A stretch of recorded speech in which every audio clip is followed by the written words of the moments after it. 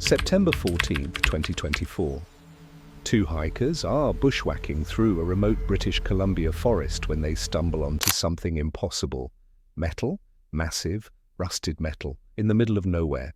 They push through the undergrowth, and there it is. A steam locomotive, completely abandoned, rotting into the forest floor. No tracks, no road, no explanation. Just this 85-ton machine sitting here like it appeared out of thin air. The hikers take photos, they check maps. There's no railway within 30 miles, no logging roads, nothing. How did a steam locomotive end up here? Who brought it? And more importantly, why did they leave it? This is Canadian Pacific 3726, a 280 Consolidation-class locomotive. Built in 1913 by Montreal Locomotive Works, it cost $18,000 new. That's $500,000 in today's money. And it's been sitting in this forest for 80 years. Nobody knows it's here. It doesn't appear on any maps. Railway historians have no record of it. It's a ghost locomotive, and the story of how it got here involves one of the biggest industrial transitions in Canadian history, a logging operation that went bankrupt overnight, and a decision that left this machine to die alone in the woods. If you love forgotten railway history, you're in the right place. We cover a new locomotive story every single day. Hit subscribe so you don't miss tomorrow's story, because trust me, they get even crazier than this. Today, we're going deep into the forest to uncover the mystery of CPR 3726. Let's go back to 1913. World War I is about to start. The Canadian Pacific Railway is expanding like crazy, and Montreal Locomotive Works is pumping out 280 consolidation locomotives as fast as they can build them. These engines are workhorses, 8 driving wheels, massive boilers, built to haul heavy freight over mountains. CPR ordered 199 of them. They were numbered 3600 to 3799, and they went everywhere: Ontario, Quebec, the Prairies, and British Columbia. Number 3726 was delivered in June 1913. For the next 30 years, it hauled everything: grain cars, freight, timber, passenger coaches when they were short on power. It worked the main line. It worked branch lines. It was reliable, tough, and profitable. But by the 1940s, everything was changing. Diesel-electric locomotives were arriving in Canada. They were cleaner, cheaper to operate, and didn't need water stops every 50 miles. The writing was on the wall. Steam's days were numbered. In 1945, Canadian Pacific started selling off their older steam locomotives, the newest, most powerful engines like the Royal Hudsons and the Selkirks. They kept those, but the workhorses like the Consolidations, they had to go. That's when the logging companies stepped in. British Columbia's logging industry was massive in the 1940s. Hundreds of small logging railways operated in the forests, short lines that hauled timber from remote camps to the coast. These companies couldn't afford brand new diesel locomotives, but they could afford cheap, used steam engines, so they bought them. CPR 3726 was sold in 1946 to a logging outfit called the Cascade Mountain Timber Company. Purchase price $3,200. It was 33 years old. It had over 1 million miles on the odometer. But it still ran, and that's all that mattered. The locomotive was shipped to a remote operation 90 miles northeast of Vancouver. And that's where this story takes a dark turn. The Cascade Mountain Timber Company wasn't a major player. It was a small, independent operation trying to cash in on the post-war timber boom. They'd leased timber rights on 8,000 acres of Crown land. The trees were massive, old-growth Douglas fir and western red cedar, worth a fortune. But there was a problem. The site was remote, no road access, no railway connection, just wilderness. So they did what logging companies did. They built a temporary logging railway, 5 miles of rough track, wooden ties, light rail, just enough to get the timber out. CPR 3726 was perfect for this. It was old, beat up, but powerful. It could haul 20 loaded log cars at a time down that makeshift railway to the transfer point where trucks could reach. For 2 years it worked. From 1946 to 1948, that locomotive moved timber, day after day, winter snow, summer heat. It kept running. The company was making money. The operation was working. Everything seemed fine. But then diesel happened. In early 1948, Cascade Mountain Timber took delivery of a brand new diesel-electric locomotive. A General Electric 65-tonner, modern, efficient, powerful.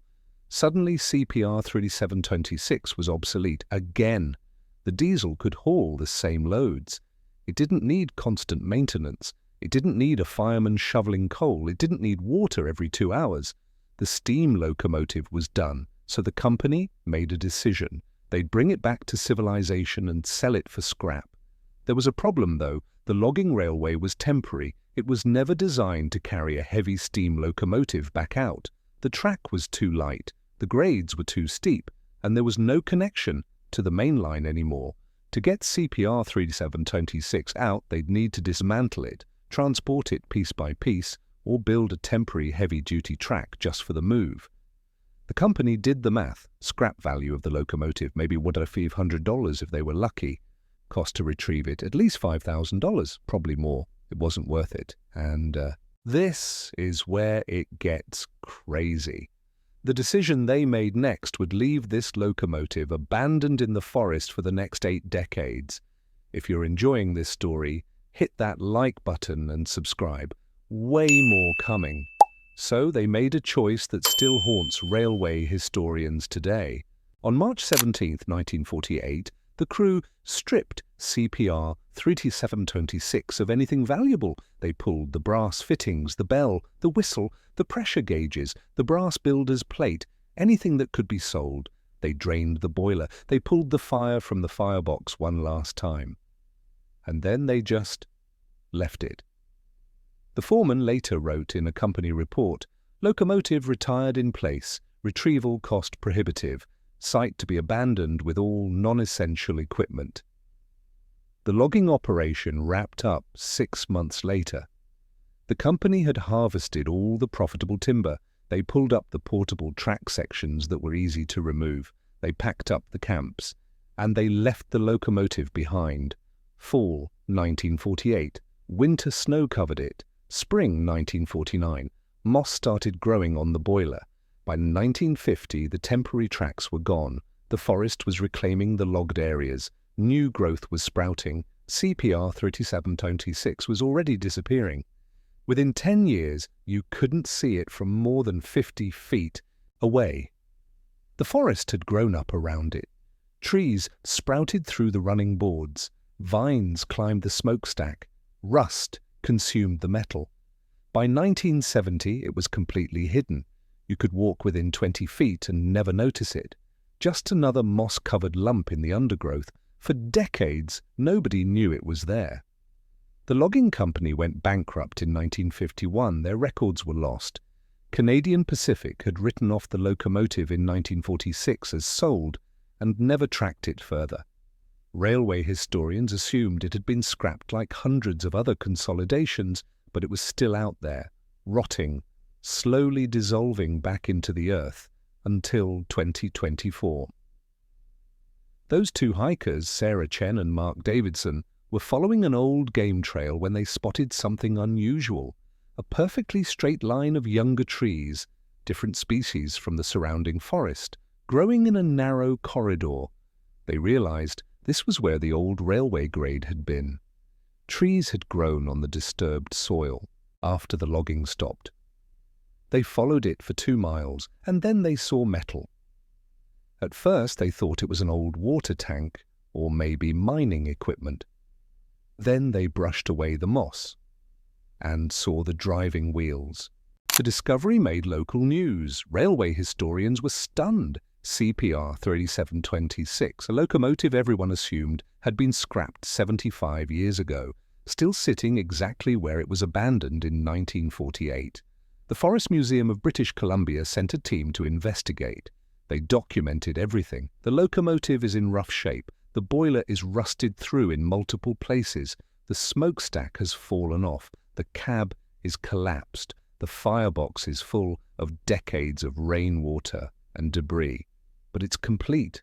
All 8 driving wheels are still there. The frame is intact. The cylinders are still in place. One researcher described it as a time capsule of 1940s logging operations.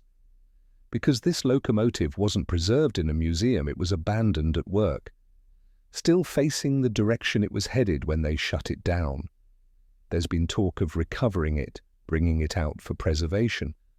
But the same problem that left it there in 1948 still exists today. It would cost an estimated $300,000 to safely remove it from the forest. You'd need to build temporary roads, bring in heavy lifting equipment, transport it in sections. The Forest Museum doesn't have that budget, so CPR 3726 will probably stay right where it is.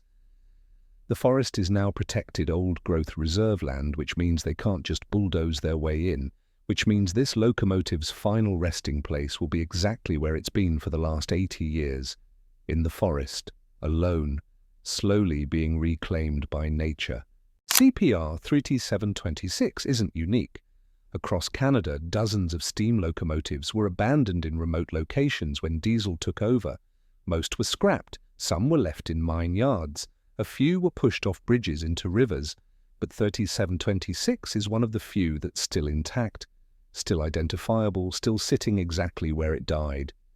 It's become a pilgrimage site for railway historians. People make the 4-mile hike through difficult terrain just to see it, to touch it, to stand next to a machine that was abandoned before their grandparents were born.